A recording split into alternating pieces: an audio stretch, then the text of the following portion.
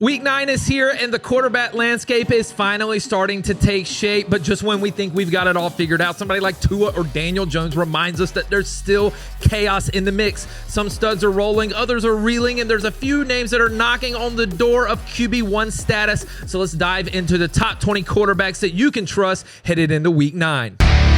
What's up, Headliner Nation? My name is Brad, the Rankings King. And before we dive into this week's rankings, just a reminder that these are the consensus rankings from the Headliners team. And for more detailed analysis, check out the start-sit videos already posted on the channel this week. And if you want even more breakdowns each week, join the Fantasy Headliners community by hitting that join button below. That's going to get you access to extra rankings like flex, kicker, defense, and a spot inside of our Discord. Now, before we look at Week 9 rankings, let's look at a few of our hits and misses from week number 8. Our first hit was Bo Nix, and with the matchup against Dallas, we threw Bo all the way up inside Tier 1 as the QB7, and he finished as the QB6. Our next hit was Daniel Jones, and we took a risk and put Jones inside of the top 10, even though the blowout chance was there against Tennessee, and he finished as the QB10. Our next hit was Justin Herbert, and people were falling off the Herbert bandwagon, but we kept him up inside the top 12 despite a Thursday night game, and he had one of his best games of the year. Okay, so there's our hits, but what about our misses? And we start with Dak Prescott. Dak, with his weapons, had plenty of firepower to still produce against Denver, but he just couldn't find the end zone, so we had him way too high. Our next miss was Baker Mayfield, and Baker against New Orleans should have been a decent matchup, but the Tampa defense provided enough offense to beat the Saints, and Baker didn't have to do much. And then the next miss was Tua Tagovailoa, and one week this looks like one of the worst teams in the NFL, and the next week one-eyed Tua is out there slinging touchdowns all over a solid Falcons defense. Please, somebody make it make sense. All right, there's your hits and misses. Let's turn the page to Week 9. In Tier 1, we have Patrick Mahomes, Josh Allen, Lamar Jackson, Dak Prescott, Justin Herbert, and Daniel Jones.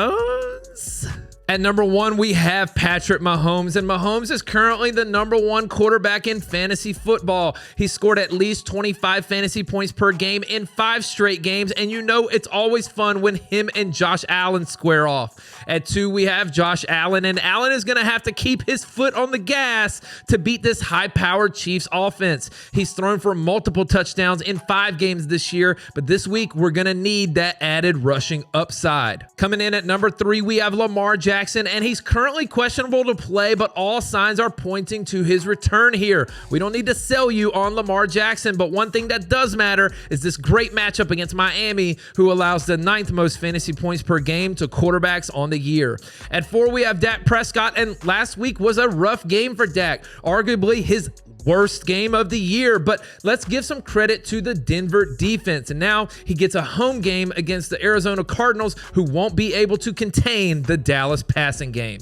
At number 5, we have Justin Herbert, and all of his pass catching weapons are healthy, and that leads to a higher ceiling for Herbert. He's had back-to-back huge games, but it is worth noting that Tennessee is easier to run on than throw on. And at number 6, we have Daniel Jones, and I bet you didn't have this on your bingo card. Daniel Jones leads one of the highest scoring offenses in the NFL. He's the current QB6 overall on the season, and now he gets a matchup against Pittsburgh, who allows the 2nd most fantasy points per game to the quarterback position. All right, that's it for Tier 1. And before we head over into the next tier, I want to make sure that you're all hooked up on Underdog. You already know that we're crushing those player pick'ems on Underdog this year, so what are you waiting for? Head over to Underdog Fantasy or download the app. Create a new account using the referral code HEADLINERS when you do so. Then just make your initial deposit and come join a contest. And if you sign up with that promo code, again, it's HEADLINERS, you'll get access to all of the promos that Underdog offers weekly. And check this out. Once you play your first $5, they're going to give you $100 in bonus funds. So you play 5, you get 100. It's that easy. And don't forget that Jake is also going to be breaking down the best picks weekly in our show on Fridays. So links to join are in the description, and we look forward to playing with you on Underdog Fantasy this week. All right, let's move it over to tier 2. We've got Matthew Stafford, Drake May, Caleb Williams, Jackson Dart, Joe Flacco, Kyler Murray, and Sam Darnold. At number 7, we have Matthew Stafford, and Stafford coming off of the bye, and he should have Puka back. And when both Puka and Adams are on the field, it makes Stafford's floor a lot safer, especially against a middle-of-the-road defense like the Saints. At number 8, we have Drake May, and May is currently the QB2 overall in fantasy, and he scored 20-plus fantasy points in 6 of his 8 games this year. It all depends on which Atlanta defense shows up. The numbers say this is a tough matchup, but One-Eyed Tua took it to the Falcons last week, so we'll see. At number 9, we've got Caleb Williams, and he struggled in 3 of his last 4 games played. He only has 2 passing touchdowns over his last 4 games. Sometimes, though, all you need is a good matchup to kickstart a player, though, and let's say this matchup against Cincinnati, who allows the 7th most fantasy points per game to quarterbacks. At number 10, we've got Jackson Dart, and the poor guy, he seems to lose a different weapon every week. Neighbors, Slayton, now Scat with that nasty ankle injury.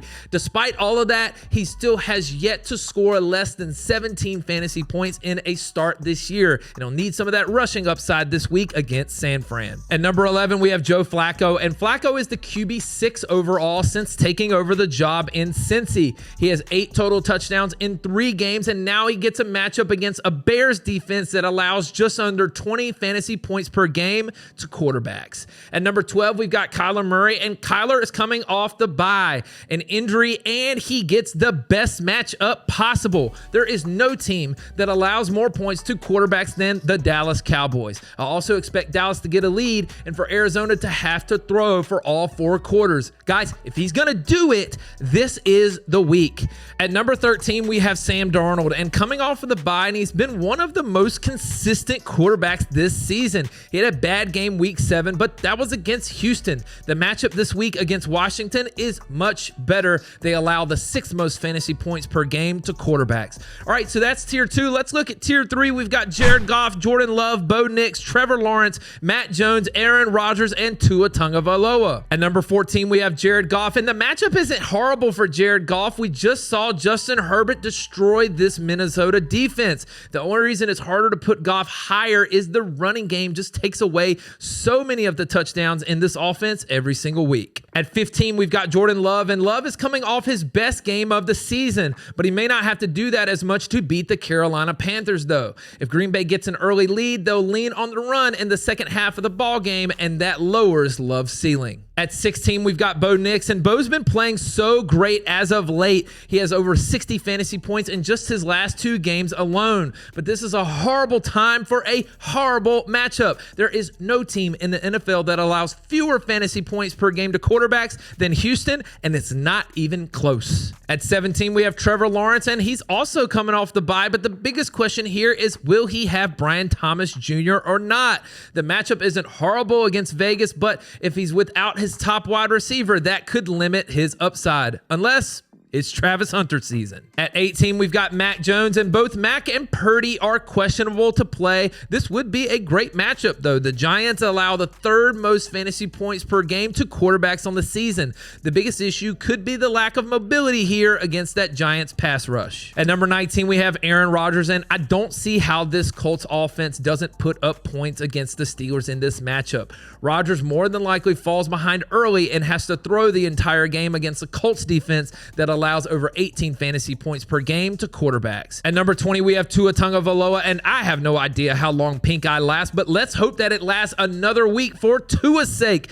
Dude played his best game of the year with just one eye last week, and now he gets a matchup against the Ravens, who allow almost 21 fantasy points per game to quarterbacks. So there you go. There's your top 20 quarterbacks in tiers 1, 2, and 3. And we've got a couple of guys on the outside looking in, and we're monitoring Jaden Daniels because he started practicing this week. And so if he's cleared to play, he will move up the rankings. A couple more guys on the outside looking in is CJ Stroud, Geno Smith, and Michael Penix. And there you have it. There's your week 9 quarterback rankings. This position keeps delivering surprises every single week. So who's your sneaky top 10 play this week around? Let us know in the comments below. Be sure to smash that like button, subscribe, and check out the rest of the rankings videos this week. Let's go get a W, Headliner Nation. Analytics off the chain, all the channels, not the same. Jake and Kyle, you know the name. Headliner Nation, we running the game.